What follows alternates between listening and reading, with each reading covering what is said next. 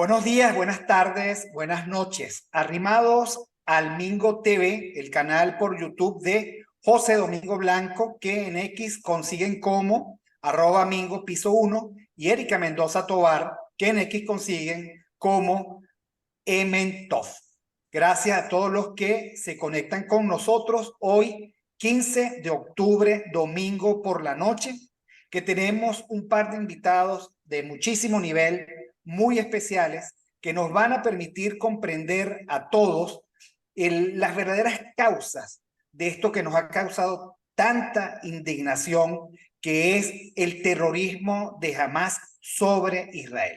Para entenderlo esto en sus causas y sus consecuencias, para tener nosotros una versión real de lo que allí está ocurriendo y de lo que en adelante tal vez pueda ocurrir, cuento con la gentil e importante compañía de Ariel Segal, analista internacional, experto en el Medio Oriente e historiador, y de Daniel Barnaghi, doctor en ciencias políticas y profesor titular jubilado de la Universidad Simón Bolívar. Aunque ustedes no lo crean, con esa cara de muchachito, ya ha acumulado suficiente kilometraje como para hablar de profesor jubilado. Por cierto, Daniel, a partir de ahora, cuando subas al teleférico, no te van a cobrar la entrada del teleférico. Ese es uno de los grandes beneficios que cuenta la población de la tercera edad a la que te has incorporado con esta jubilación.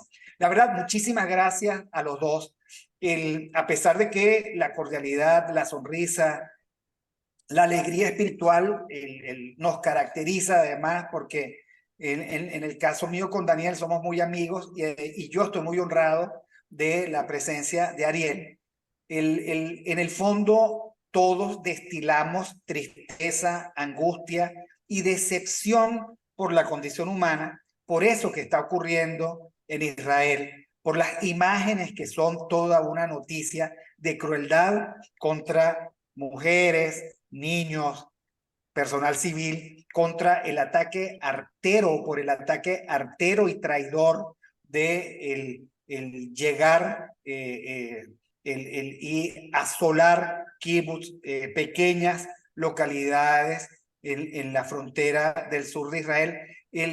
La verdad es que a mí me ha costado muchísimo, desde el punto de vista de lo humano, enfrentarme con esa realidad, porque esa realidad me enfrenta el, el, con una mirada del ser humano que no es la que uno quisiera, y que no es la que uno compra, y sin embargo es la que es, lamentablemente. Pero quiero darle la palabra a Ariel para que nos haga una primera presentación de lo que está ocurriendo verdaderamente.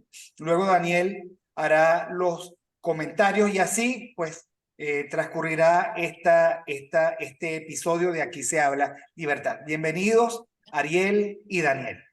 Bueno, Víctor, gracias. Es un placer, un honor y también gran placer. Y fue la verdadera razón por la cual acepté, porque estoy muy exigido por diferentes medios de comunicación social, el- la presencia de Daniel, de Dani, mi gran amigo, en esta entrevista. Tienen que saber, porque a Víctor, a ti recién te estoy conociendo, puede ser que ya en el futuro, porque te estoy conociendo, aceptaré sin pensarlo dos veces una entrevista, pero na- creo que nunca he dado una conjuntamente con Dani. Un abrazo, Dani.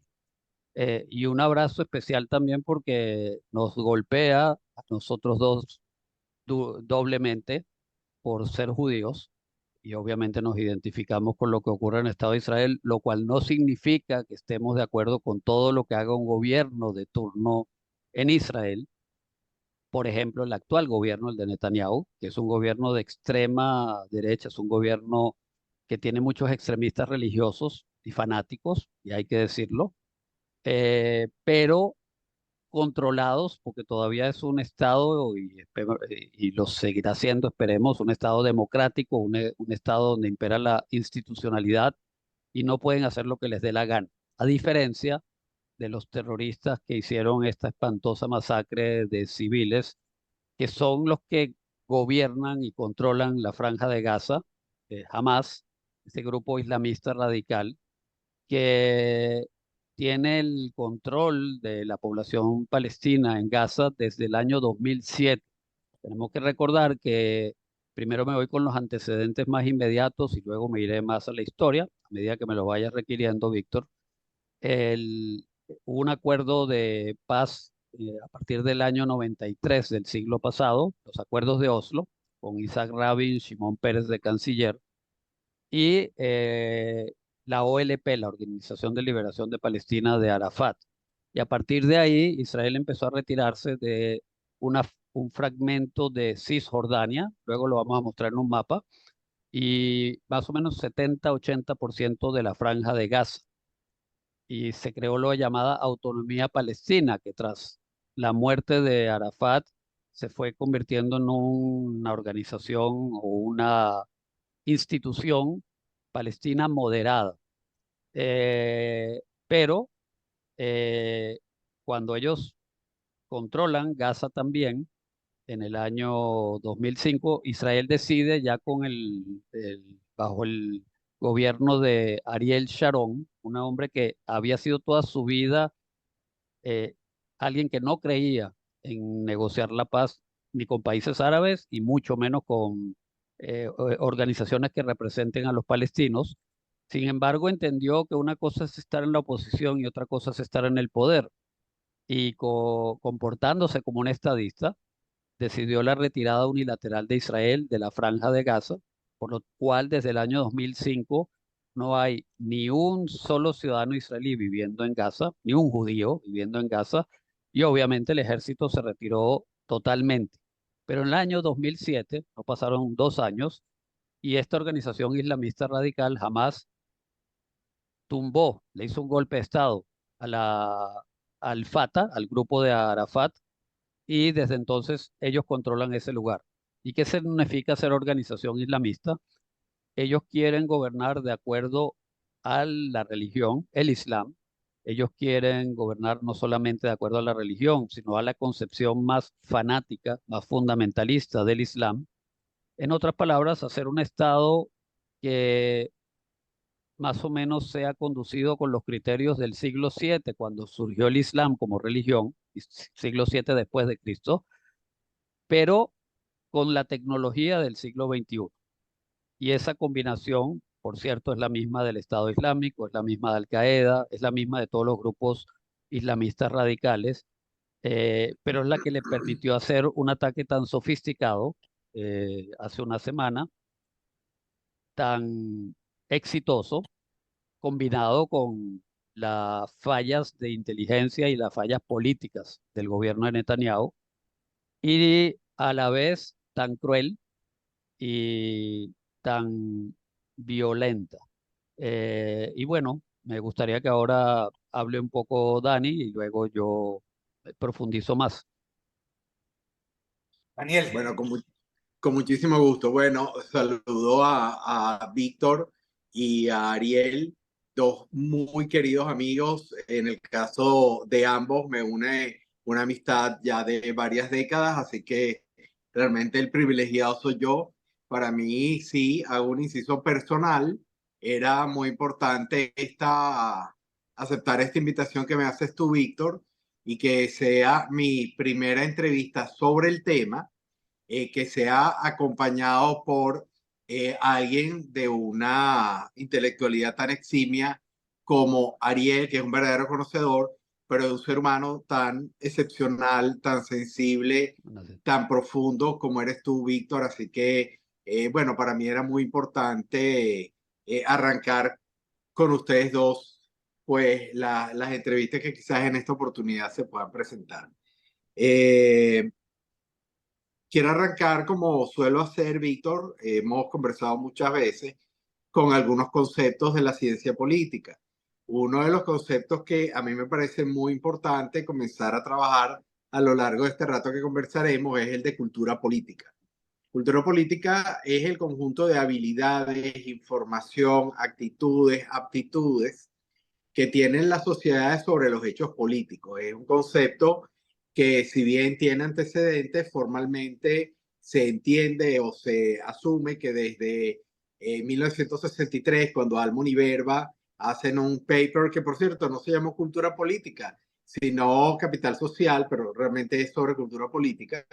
Ellos establecen 3 tipos de cultura política y la primera, la básica, la fundamental, digamos la de más abajo, la de la base de la pirámide se llama la cultura política de sumisión. Ellos encontraron que había unas sociedades que incluso ya después de la segunda mitad del siglo XX estaban centradas completamente en liderazgos de naturaleza religiosa muy fuertes, donde la base como tal de la sociedad no tenía ningún tipo de criterio sobre valores, sobre ética, sobre libertad, sobre nada de eso, sino solamente se centraban alrededor del cumplimiento mandatorio de órdenes de naturaleza religiosa. Ellos ponían como ejemplo en aquel momento, bueno, en distintas latitudes, estas sociedades que, que son indígenas o protoindígenas, donde realmente el centro de lo que es la vida política es la vida religiosa. En el caso de Hamas, pertenece totalmente a esa cultura política, es la cultura política de la sumisión absoluta hacia el fanatismo religioso más abyecto, porque tenemos que recordar que, bueno, todas las religiones obviamente tienen un contenido ético, ese contenido ético dependiendo del grado de elevación espiritual que tenga, tiene pues obviamente elementos mucho más positivos y más negativos. Todas las religiones tienen y han tenido sus historias buenas y sus historias malas, pero en el caso del Islam ha habido dos, históricamente, desde que se fundó la religión islámica, bueno, sí, sin duda, una corriente que fue la que desarrolló las artes, las ciencias, los números, la cultura, donde convivieron otras religiones, donde se produjo, o sea, yo creo que uno de los sitios más hermosos del mundo es Andaluz, es Toledo, y obviamente se conoce la influencia islámica, el desarrollo de la higiene, de la salud, de la medicina, de la literatura. O sea, yo quería como también tocar ese tema para hacer ahorita la contraposición sobre la otra corriente, que es efectivamente esta corriente de la cultura política de sumisión, donde la noción que se entiende de religión es una obediencia ciega y absoluta hacia las bases que nosotros hoy en día en el siglo XXI y XX también se entendían como fanáticas, que son las corrientes fanáticas de las religiones. Son donde no existe ningún tipo ni de interpretación ni de adaptación del texto de la letra, donde no existe el paso del tiempo ni la evolución de la humanidad sobre el texto de esa letra, y que se toma o se busca tomar al pie de la letra lo que son los, entre comillas, legados de los profetas. Bueno, eso también ocurrió, por supuesto, con el cristianismo, también ocurrió naturalmente con el judaísmo, pero ambas religiones monoteístas, pues obviamente con el devenir del tiempo, fueron enriqueciéndose desde distintos puntos de vista, han permitido interpretaciones. En el caso de la religión judía, el tema interpretativo es absolutamente fundamental en lo que es el desarrollo del sentir judío y del sentir religioso. Y hay una importancia extraordinaria precisamente en la discusión, en la interpretación y en la reinterpretación. Entonces, volviendo al tema que nos ocupa, el tema con el grupo fundamentalista Hamas, primero es muy importante para poder continuar decir que no son una nación, son un grupo terrorista que no tiene asociado en sí mismo una frontera geográfica de país. O sea, no es un Estado-nación, y de hecho uno de los elementos que salen a la luz pública, y por eso retomo y voy cerrando con esta intervención, el tema de la cultura política, es que uno de los elementos fundamentales en el análisis culturalista de la política es tratar de hacer los balances y las diferencias, cuando a través de la cultura política las sociedades evolucionan, se desarrollan, crean estados-nación que buscan el bienestar de sus ciudadanos. Y en el caso de Hamas, que vemos que es un grupo terrorista que es capaz de hacer todo lo que hace, y vamos a entrar en detalle, realmente a ellos no les interesa para nada ni el concepto de ciudadanía, ni el concepto de nación, sino solamente de terror, de destrucción y de aniquilación. Y sobre ese tema es el que estamos hablando. Sí, si me Sí, estamos permites. conversando sobre un integrismo terrible, ¿no? A mí me parece que hay una confluencia entre lo que decía Ariel y lo que planteabas tú, Daniel. Ariel decía algo que era muy importante, es el intento de volver a, a una condición de paraíso anterior, ¿no? El califato, lo que fuera, pero siempre es una especie de arcaísmo, ¿no?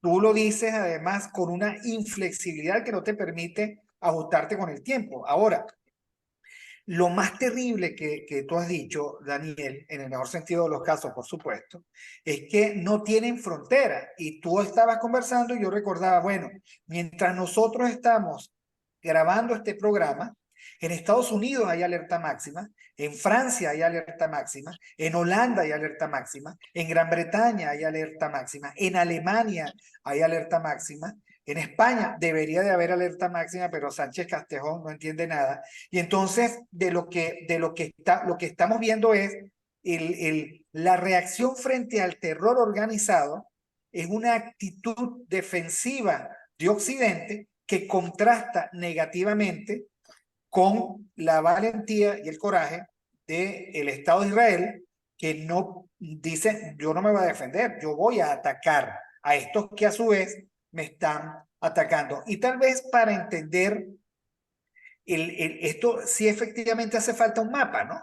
O sea, ¿qué es eso de la Franja de Gaza? ¿Cómo es eso del sur de la frontera de Israel? Gaza no tiene más frontera sino con Israel o tiene frontera con alguien más.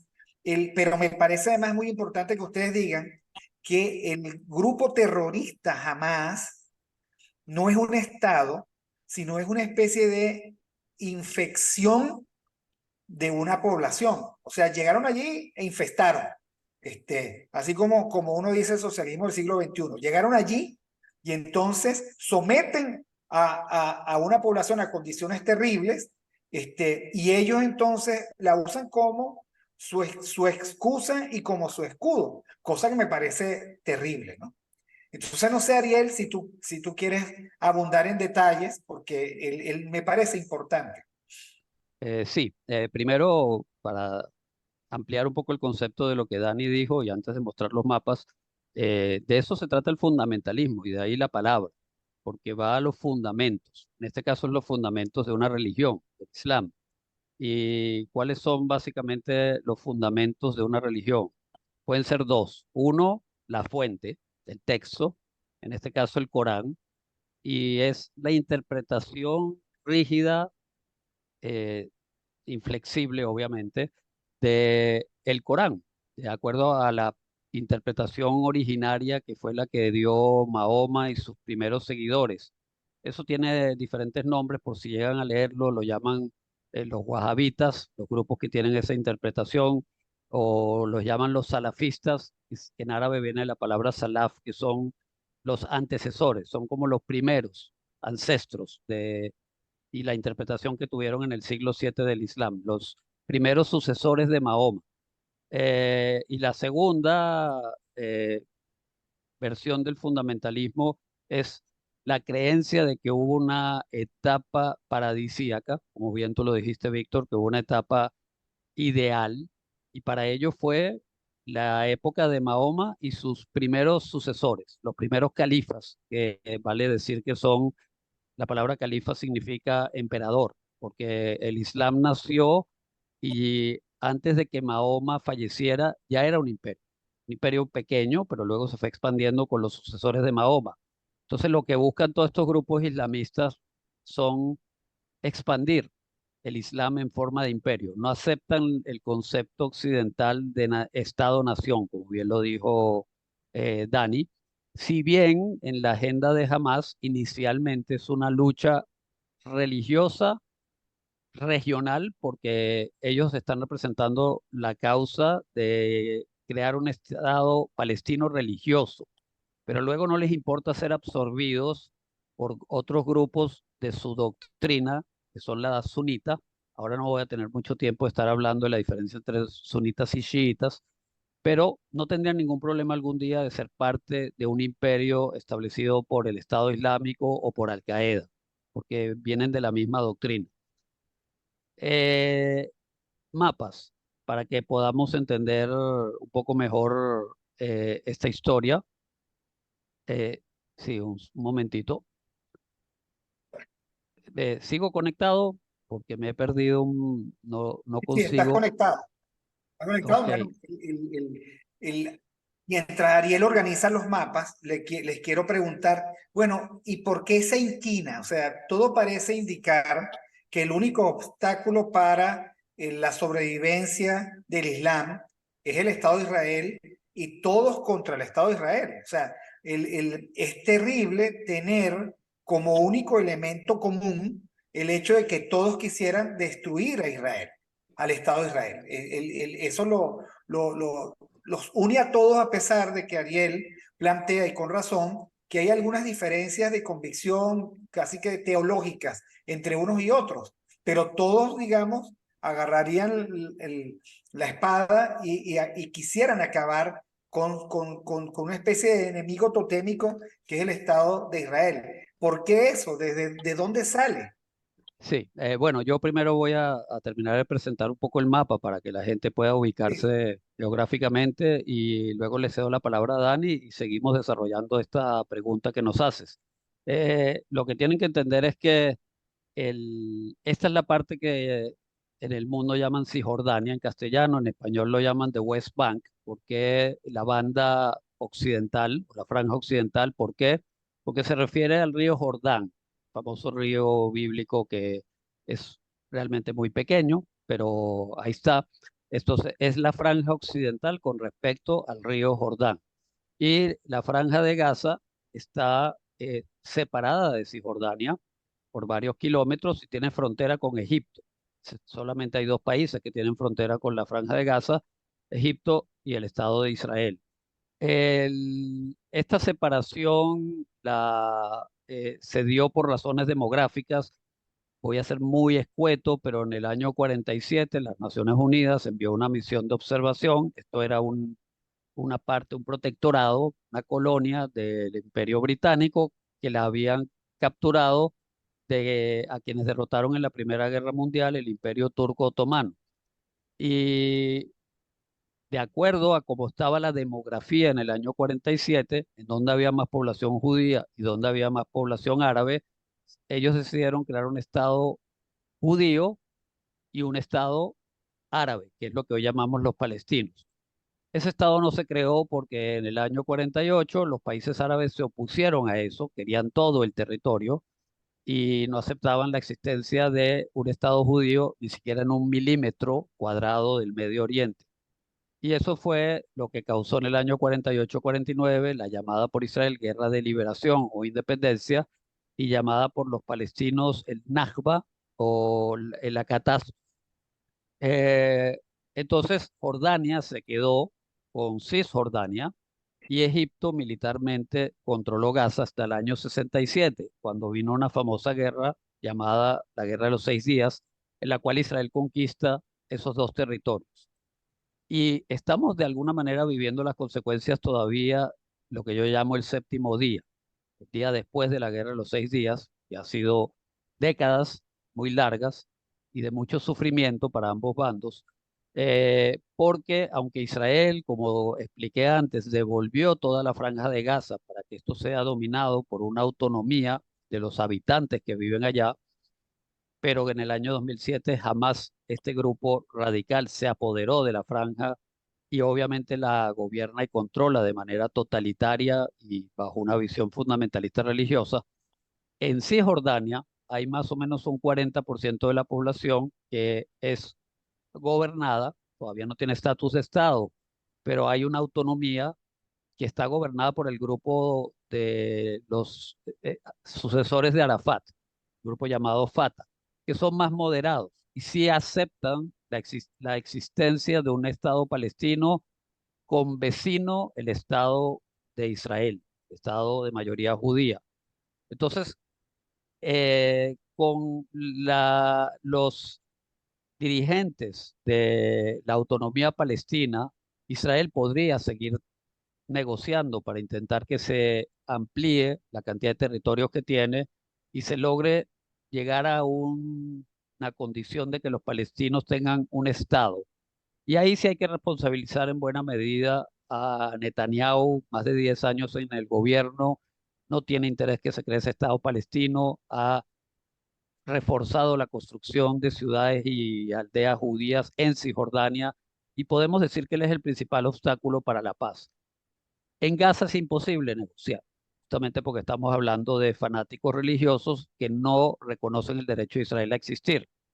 Entonces, eh, lo que yo planteo es que políticamente, si hubiese avances en Cisjordania y los palestinos de Cisjordania vieran que a través de negociaciones de paz pueden lograr su objetivo de establecer un Estado, tener más prosperidad, más bienestar para sus ciudadanos, eso podría ser un excelente ejemplo para la población de Gaza que les inspire a rebelarse contra la tiranía de Hamas y facilitaría que probablemente la autonomía palestina pudiese, con ayuda militar del Estado de Israel, volver a reinstaurarse en Gaza.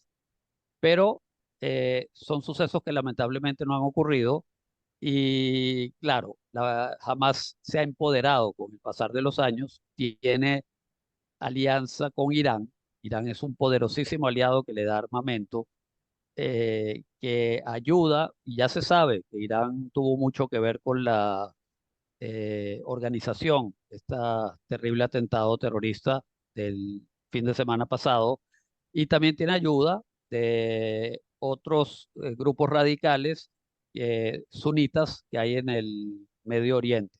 Ya, ahora permito que Dani continúe. Muchas gracias. Víctor, ¿tenías alguna pregunta sobre lo que expuso Ariel No, o quieres que complemente? creo que me queda absolutamente claro. Queda así la pregunta de que más allá de la circunstancia histórica de la fundación del Estado de Israel, de Cisjordania, de la Franja de Gaza, de la guerra de los 6 días, del séptimo larguísimo día de ajustes y reajustes, negociaciones van y negociaciones vienen. Hay que decir que mientras tanto Israel se ha afianzado como el único Estado democrático de esa zona, ¿no? Y el único que ha tomado partido por Occidente siempre. Ahora, Ariel decía algo que sin duda, sobre la base de su especialidad, tiene que ser cierto. El, el liderazgo de Netanyahu es un liderazgo que se ha negado, por un lado, la negociación, pero parece que parpadearon los sistemas de inteligencia, ¿no? ¿En qué andaban los sistemas de inteligencia de altísima factura de los sistemas de inteligencia israelíes? Que por lo visto no vieron esta posibilidad de ataque, ¿no? Eso me llama la atención. Bueno, planteas varios puntos que son importantísimos. Igual, Ariel. Eh, Voy a abordar algunos pocos y quizás creo que vamos a necesitar un par de programas más porque un tema que es el que estamos trabajando hoy es el atentado, la carnicería, el horror, la tragedia, la desgracia. Yo creo que no hay adjetivos calificativos para lo que pasó hace justamente en unas horas, una semana. Y otra cosa es hacer el análisis que lo está introduciendo en la conversación Ariel muy bien, que es el análisis de cuál es el estado del Estado de Israel. Entonces, vamos por partes. Sí, efectivamente, el mundo se ha caracterizado por no entender eso que tú planteabas maravillosamente, Víctor, que es la combinación, y Ariel también, de lo que es la mentalidad fundamentalista del siglo VII con las telecomunicaciones, con la tecnología, con el mundo de la inteligencia artificial. La gente de alguna manera tiene en su mente esa imagen de estos asesinos, de estos terroristas, como personas absoluta, total y completamente primitivas, asesinando personas, degollando personas de la manera más horrible, y la gente en el subconsciente no hace el link en que esas personas están altísimamente financiadas por importantes imperios, por monarquías absolutistas, por regímenes autocráticos y regímenes religiosos fundamentalistas de un enorme tamaño, donde hay una inversión extraordinaria en la formación de esas personas en tecnología, en armamentismo.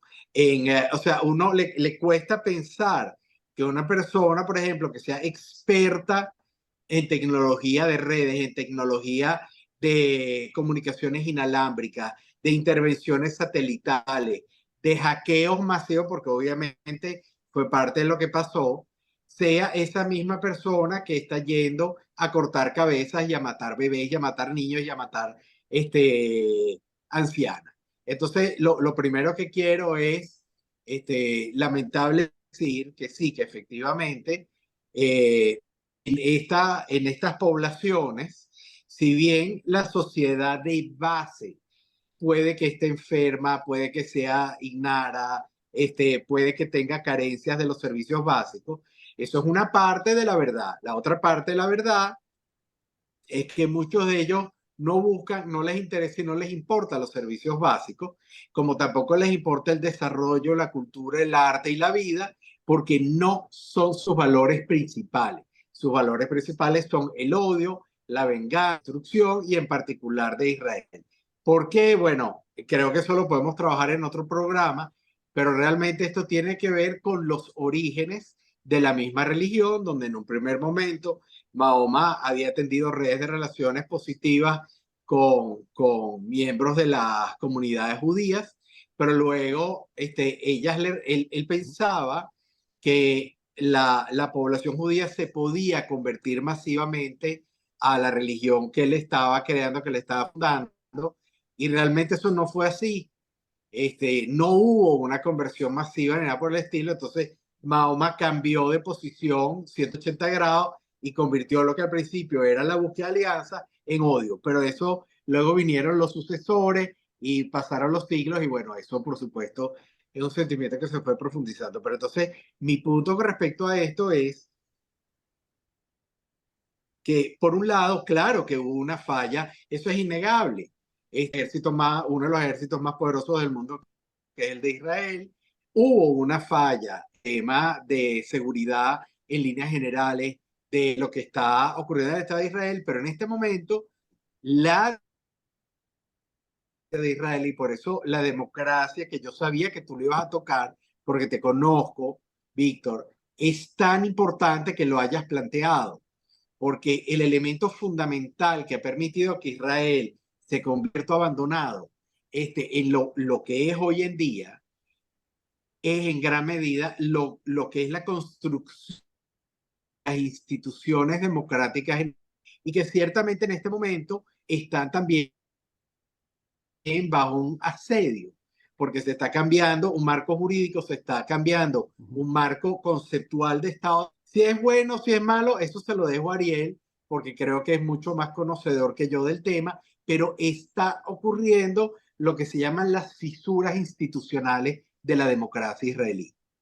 Eso hace que toda la energía, la concentración, el interés vaya hacia eso, porque realmente está ocurriendo un problema importantísimo en las instituciones políticas. Entonces, es posible que si uno no hubiera subestimado, no me refiero a mí, si no se hubiera subestimado al enemigo, como suele ocurrir, porque es bruto, porque es primitivo, eso todo entre comillas, eso incluso son apariencias.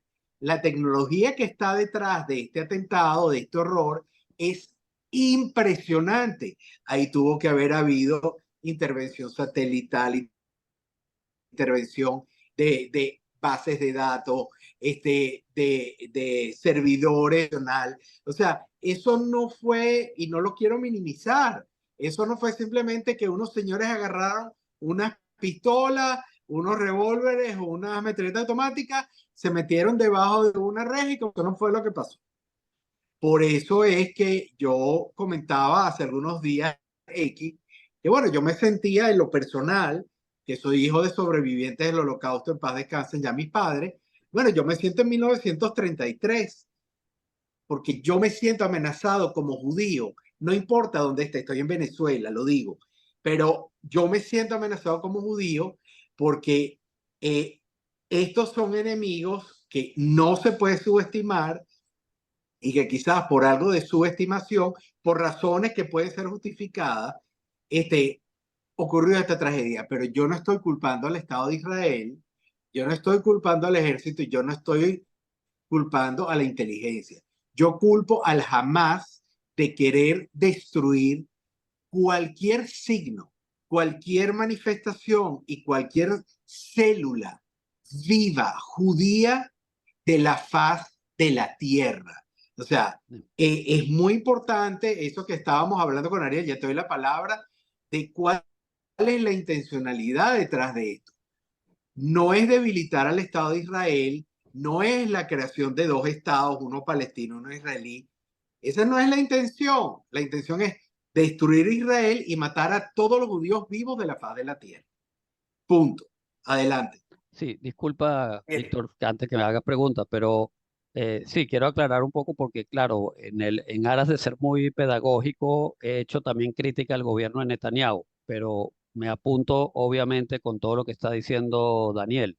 Tenemos que entender, no importa qué gobierno estuviese en Israel, no importa, puede ser el gobierno más pacifista, puede ser el gobierno que te dice, mañana les doy el 100% de Cisjordania a la autonomía palestina y se acabó, hagan el Estado como quieran.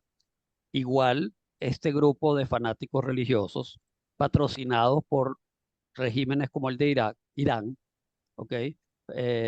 Con ayuda de otros grupos como Hezbollah en el sur del Líbano, que son grupos creados por Irán en el año 82, pero de esa época vienen que los creó Irán en el Líbano,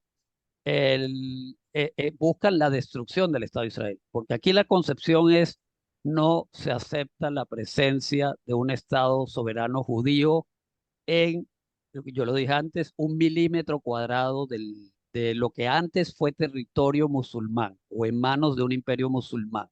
Hay un concepto que viene de las fuentes del Islam, no precisamente el Corán, es posterior, pero que se fue, eh, está en lo que llaman la Sharia, la ley islámica y la concepción original del Islam, que se llama los Dimni, que son los pueblos del libro que no son los musulmanes.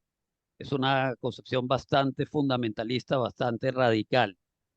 Y esa es la segunda fase de Mahoma, a la cual se refirió Dani, cuando dijo que él comenzó como extendiendo la mano a las comunidades judías y cristianas y luego cambió radicalmente y dijo, no más porque no se están convirtiendo como yo esperaba, ahora hay que liquidarlos.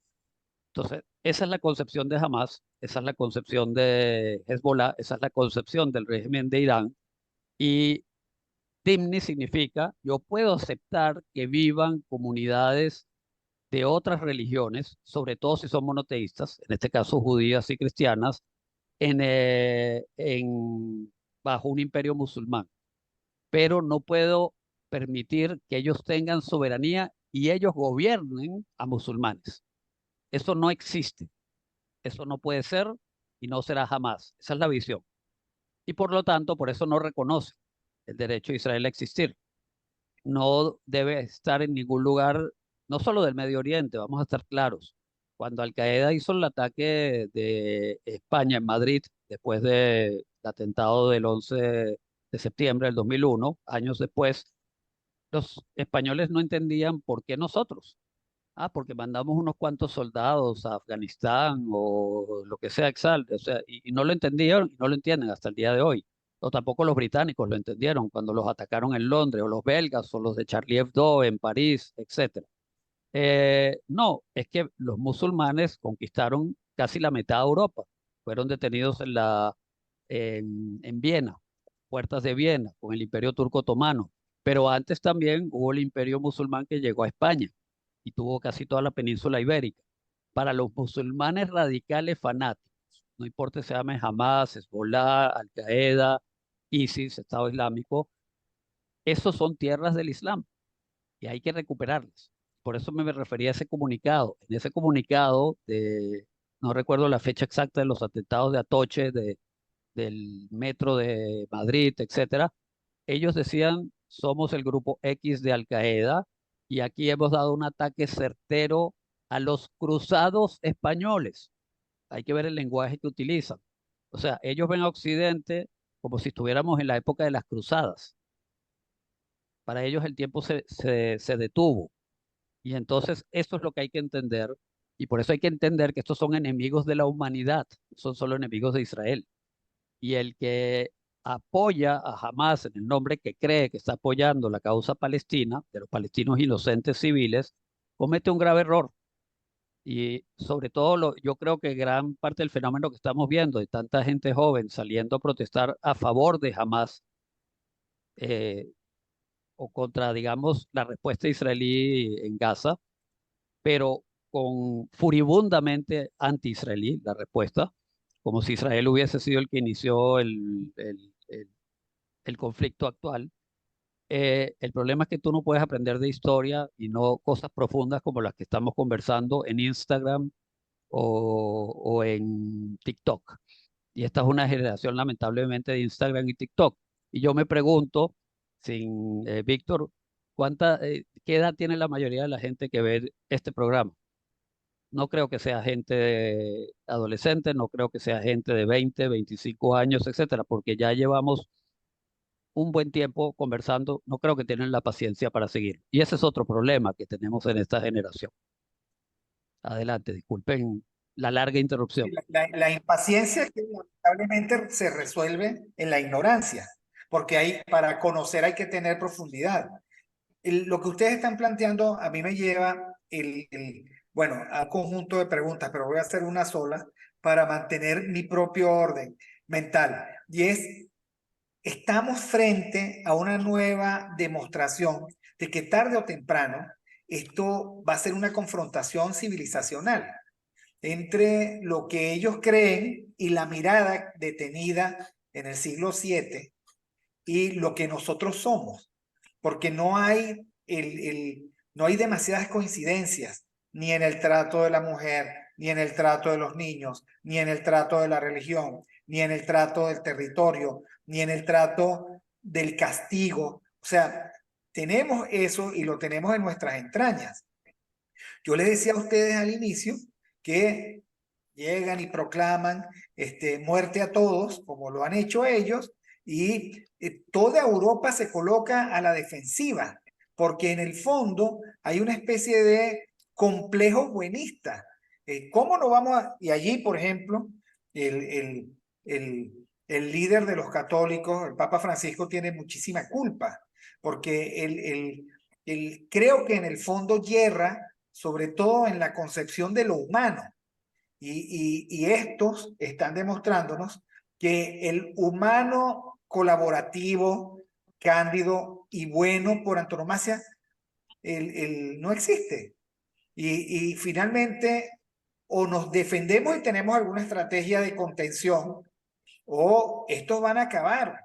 No es mentira. Europa se va a descristianizar en 50 años a favor de nuevas convicciones, nuevas creencias, y ya quiero yo ver a las feministas radicales a ver qué van a hacer. Pero digamos, lo planteo porque creo que ustedes también están diciendo que esta es como una ventanilla de un desafío mundial. ¿Cómo se afronta un desafío así? Yo le cedo la palabra a Dani porque se la quité después. Exacto. Daniel tiene la Ningún, palabra. ningún problema, gracias a los dos. Bueno, fíjate, yo no quiero banalizar una posible o unas posibles líneas de respuesta diciendo que tenemos un problema de derechas y de izquierdas, pero ciertamente que hay un problema de ideologías políticas detrás de todo esto, donde está perfectamente claro que, tomando tu palabra, Víctor, o sea, cuando el líder de la Iglesia Católica es una persona claramente de izquierda, que contrapone todo lo que es su gestión papal, a la que fue, por ejemplo, la de su santidad Juan Pablo II, que para mí yo lo llamo de esa manera porque para mí siempre va a ser su santidad. Donde gracias a él, a Margaret Thatcher, a Ronald Reagan y a Lech Walesa, cae el muro de Berlín y todo, digamos, el telón de acero, y él lo que está es intentando reconstruirlo. Entonces, bueno, obviamente yo me siento muy conmovido con que un liderazgo de esa magnitud, de esa naturaleza, sea capaz de estar tan cerca de ideologías que van en pos de la destrucción de la humanidad, como en mi opinión son las doctrinas de izquierda. O sea, eso para mí es una cosa terrible. Dentro de estas ideologías que yo creo que están mal encaminando al mundo, pues podríamos hablar de muchísimas otras, que habrá oportunidad quizás en el futuro, pero me quedo con tu pregunta que es totalmente fundamental y que es un poco ir comenzando a construir el corolario. Sé que no nos queda mucho de programa en esta oportunidad. Esto es una amenaza a la humanidad, es una amenaza mundial. Sinceramente, me cuesta mucho entender que la racionalidad de los líderes de los países y de los líderes mundiales, en algunos casos, han brillado por su ausencia o de inteligencia o tienen un interés extremadamente claro y todos sabemos de quiénes estamos hablando. O sea, cuando los países o los líderes de algunos países son capaces de decir que el asesino es la víctima, que el terrorista es el que está sufriendo, entonces, ¿de qué clase de humanidad estamos hablando? ¿Quiénes están dirigiendo los destinos de algunas naciones? Entonces, ahí mi llamado fundamental es que tiene que haber un proceso comunicacional eh, que baje algunas décadas en cuanto a quiénes y cómo se va a dirigir los nuevos discursos de orden político y de orden ideológico. Porque tú lo dices muy bien, Víctor, la ignorancia se resuelve, la inmediatez se resuelve con ignorancia, ¿no? Entonces, bueno, yo creo que aquí tiene que venir un esfuerzo muy importante de ver cómo, si la gente de izquierda es tan buena haciendo propaganda de su ideología y son los buenistas de la historia, bueno, yo creo que tiene que venir una estrategia muy importante a nivel global, donde, bueno, se desmientan las mentiras, valga la redundancia, sobre las cuales se están construyendo, se siguen manteniendo vigentes algunas ideologías que ya deberían haber dejado de existir hace décadas. Hace décadas. Todo el mundo respiró cuando cayó el muro de Berlín. Todo el mundo pensaba que el comunismo había quedado reducido a sus cenizas. Nada más lejano a la verdad. Se ha comportado más bien como el ave fénix. Y ahorita líderes mundiales importantísimos ostentan esa bandera. Eso por un lado. Y por otro lado, para cerrar con mi comentario, es, Víctor, este tipo de esfuerzos que haces tú como comunicador, donde te tomas la molestia de agarrar un tema de interés global y desarrollarlo y traer a personas que expongan distintos puntos de vista, es sumamente importante y tiene que tener también una contraparte de las pequeñas pastillas que se puedan ir difundiendo por estas redes sociales, donde en muy breves periodos de tiempo queden conceptos muy claros en el lenguaje dirigido a las personas que lo van a entender. A mí me seca el alma algunas declaraciones que dieron jóvenes en los Estados Unidos sobre este conflicto, donde no saben lo que pasó, no les interesa, no les importa y no quieren participar de un mundo mejor ni resolverlo, sino básicamente tienen grandes preocupaciones de lo rápido que se acaba la pila de su celular. Mientras eso siga siendo así y la humanidad le sigue dando la espalda a los terroristas van a triunfar. Dios nos libre, Dios nos proteja, eh, pero realmente esto me deja sin palabras. Adelante, Víctor. Gracias, Daniel. Ariel, ya casi que para la sesión de cierre, si nos puedes explicar en qué consiste y cómo ha sido el desempeño de la respuesta del Estado de Israel ante este ataque de terror. Todavía hay rehenes, se solazan presentando imágenes de niños decapitados o siendo escudos de los cobardes, de esos cobardes terroristas que no tienen el coraje de encarar las consecuencias de sus propios actos sin tener por delante a un niño inocente, la imagen de los niños enjaulados, en jaulas de animales. Es inaceptable incluso para este siglo de tanta levedad, ¿no? Pero ¿cómo lo afrontó, cómo lo está afrontando el Estado de Israel? ¿Cuáles son, a tu juicio, las claves de la respuesta que está en este Sí, momento en operaciones? sí, bueno, es prematuro para saber, todavía no se sabe exactamente cuál va a ser la respuesta, digamos, militar. En este momento, por ahora hay bombardeos intentando golpear infraestructura de Hamas.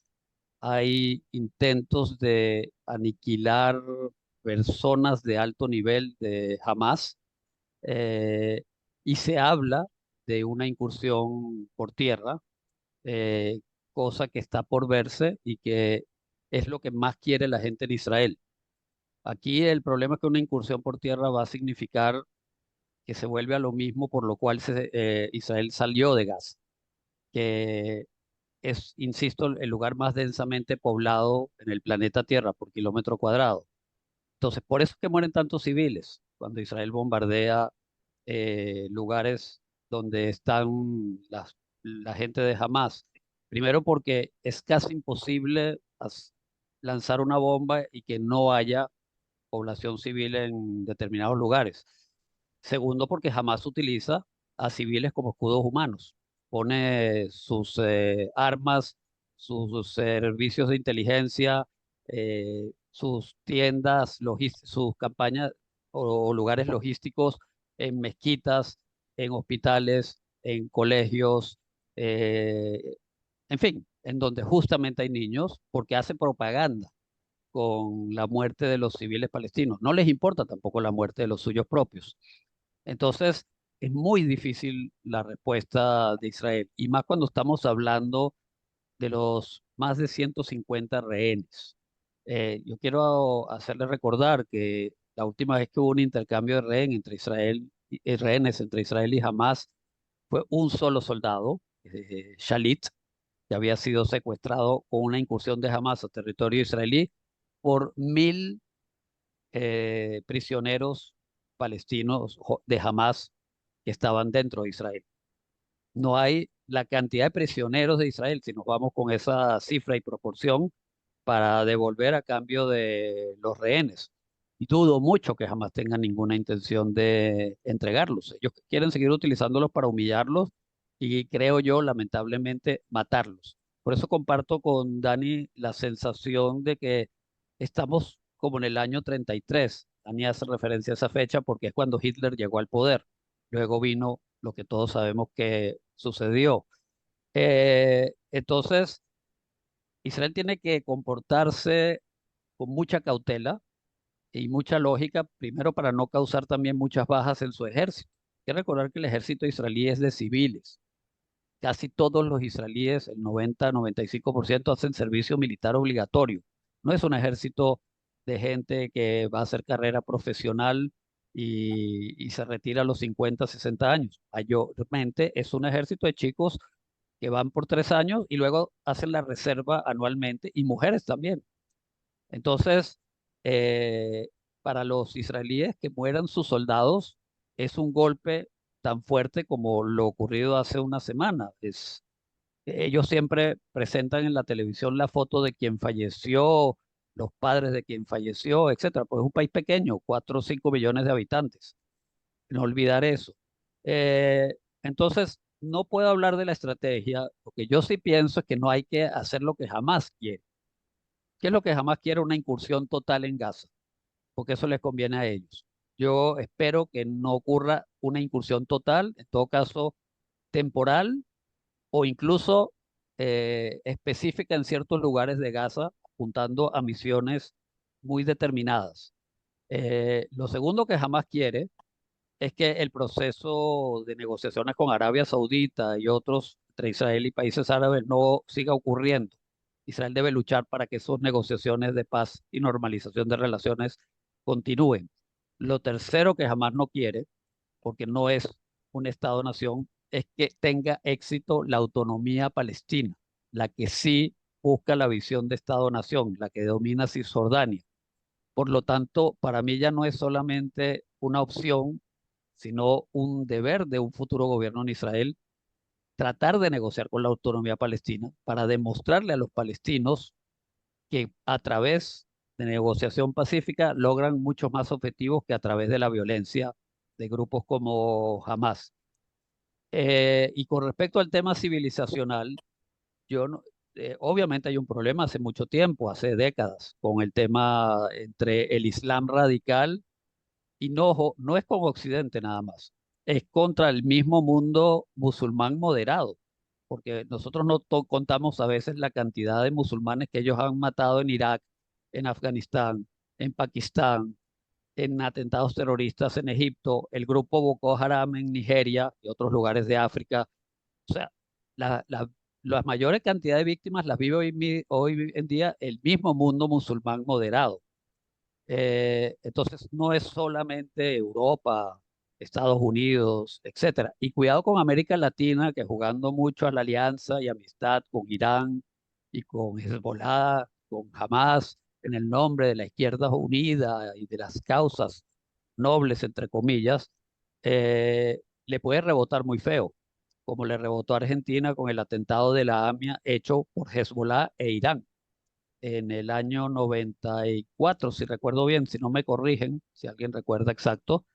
Ellos no contemplaron ahí que el gobierno, que Argentina era pro-iraní o nada por el estilo.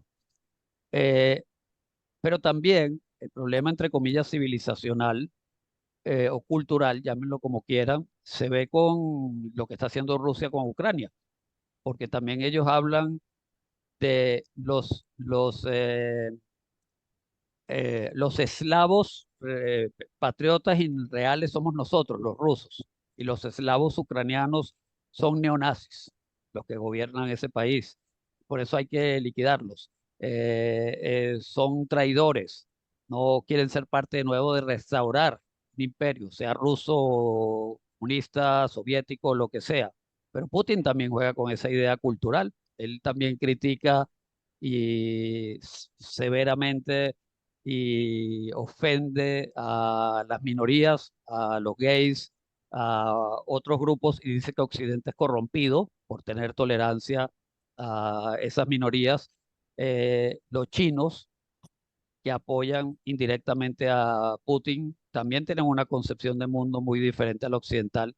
Entonces, sí, hay que aceptar la cultura rusa, hay que aceptar la cultura china, hay que aceptar la cultura musulmana, la cultura judía, la cultura cristiana y la atea, no importa cuál, pero no podemos ir ciegamente diciendo que en el nombre de un mundo multicultural, en el nombre de la tolerancia, etcétera, bienvenido todo el mundo y no reacciono cuando a mi cultura la están poniendo en peligro. Sí, jamás Irán, Hezbollah, muchos otros grupos y algunos regímenes son enemigos de la humanidad. Ahora es Israel, pero mañana no va a ser solo Israel. Bueno, vamos Ariel y yo a darle el honor al profesor jubilado por razones de edad para que cierre con sus reflexiones este programa. Pero quiero agradecerte primero, Ariel, tu gentileza, Gracias a ti, un gran placer. tu capacidad pedagógica y tu paciencia explicativa. y además Gracias. tu capacidad para calmarnos, o sea, Sí, para darnos una mirada más serena de algo que precisamente desde la indignación no nos hace precisamente analistas, o no me hace, perdón, analista esclarecido. Yo soy de los que, decía un amigo mío, que yo no solo iba al entierro de mis amigos, sino que me enterraba con ellos, ¿no? Y él me lo hacía como crítico. Bueno, gracias por tu serenidad explicativa y muchas pedagógica. gracias y un placer conocerte. Espero que podamos tener una nueva reunión para aclarar más conceptos que tienen que ver con esto. Cuenta con eso. Y quiero decir, por cierto, que yo soy mayor que Daniel, pero bueno, él es Pero jubilado, él yo es no, pero soy mayor. el profesor jubilado. Ujú, Y la verdad es que yo soy mayor que los dos, pero él es el ujú, profesor jubilado. ujú. Para nada, para nada.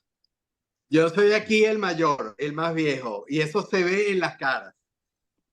Bueno, Víctor, lo primero que quiero es agradecerte porque, por un lado, cierro otra vez con un comentario personal. Es la primera entrevista que doy en mi vida como profesor jubilado. Hace apenas unas horas tuve el decreto rectoral de mi jubilación. Es algo que hace que se entremezclen muchos sentimientos. Por supuesto, le dediqué mi vida a la Universidad Simón Bolívar, de la cual estaré mientras viva muy orgulloso. Siempre voy a estar al servicio de ella y de la academia en general. Pero realmente me es muy especial compartir contigo y contigo, Ariel, este momento, que bueno, es un momento único, pues, así que lo agradezco.